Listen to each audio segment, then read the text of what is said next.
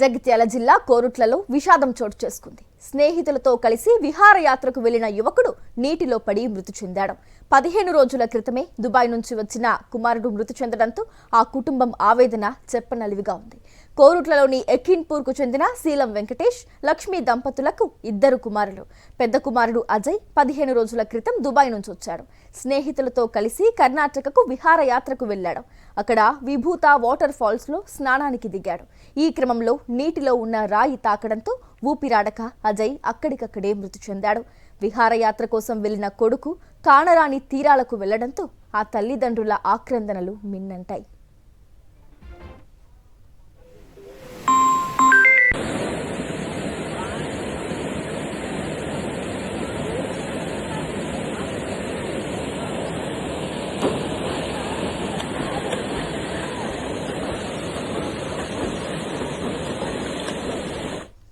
జగిత్యాల జిల్లా కోరుట్లలో విషాదం చోటు చేసుకుంది. స్నేహితులతో కలిసి విహారయాత్రకు వెళ్లిన యువకుడు నీటిలో పడి మృతి చెందాడు.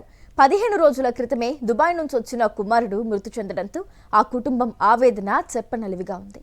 కోరుట్లలోని ఎకిన్పూర్కు చెందిన శీలం వెంకటేష్, లక్ష్మి దంపతులకు 2 కుమారులు.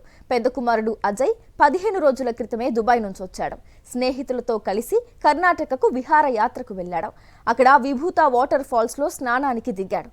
ఈ క్రమంలో నీటిలో ఉన్న రాయి తాకడంతో ఊపిరాడక అజయ్ అక్కడికక్కడే మృతి చెందాడు. విహారయాత్ర కోసం వెళ్లిన కొడుకు కానరాని తీరాలకు వెళ్లడంతో ఆ తల్లిదండ్రుల ఆక్రందనలు మిన్నంటాయి.